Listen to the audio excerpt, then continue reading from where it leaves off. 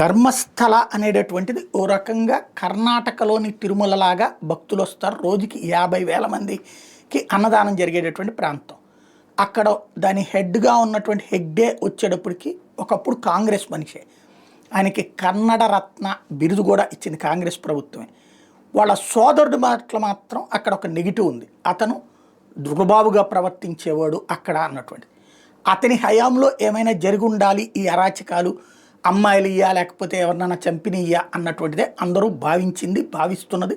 అందుకే పోలీసులు దర్యాప్తు పర్ఫెక్ట్గా జరగాలనే కోరుకుంటున్నారు. తవ్వకాలు పెద్ద ఎత్తున జరుగుతున్నాయి. అక్కడ ఉన్నది కాంగ్రెస్ ప్రభుత్వమే నడిపిస్తున్నది. అక్కడ పోలీసులు కానీ అంతా కూడా కాంగ్రెస్ ప్రభుత్వం చెప్పినట్టే వింటున్నారు. ప్రత్యేకించి నాస్తిక హేతువాదులనే పోలీసులనే అక్కడికి పంపించారు. మళ్ళీ ఏ ఆధ్యాత్మిక చింతన ఉన్నోళ్ళని పంపిస్తే వాళ్ళు మళ్ళీ వేరేగా ఆలోచించి ఆపుతారేమో అని చెప్పేసి. బట్ ఓవరాల్గా ఇంతవరకు అయితే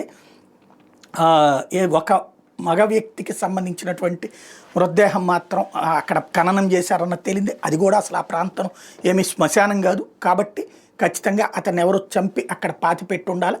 ఆ విషయం తేలాల్సి ఉంది. దాంతోపాటుగా మహిళలకు సంబంధించి చీరలు దొరికినాయి లేకపోతే నగలు దొరికినాయి ఇట్లాంటివన్నీ సోషల్ మీడియాలో ఇన్ఫ్లుయెన్సర్స్ క్రియేట్ చేస్తున్నది. అందుకని అక్కడికి వస్తే జనాలు కొడుతున్నటువంటిది హిందువులు ఎగబడి కొట్టేస్తున్నటువంటిది ఏం కాదు.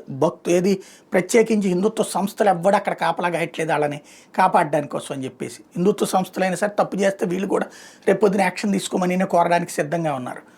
కాబట్టి అక్కడ మెయిన్ నిజాలు తేలాలి. నిజాలు తెలియడం కోసమే వెయిట్ చేస్తున్నది సమాజం. ఖచ్చితంగా అక్కడ ఏదైనా జరిగితే ఆడపిల్లల్ని చంపినటువంటి వాళ్ళని కాపాడాలని ఏ హిందూ సమాజంలో ఏ ఒక్కళ్ళు కూడా కోరుకోరు, ఏ హిందూ సంఘాలు కూడా కోరుకోరు. వ్యక్తి చేసే తప్పుల్ని వ్యక్తిగానే చూడాలి, సంస్థగా తప్పు చేస్తే సంస్థ అయినా చూడాలి.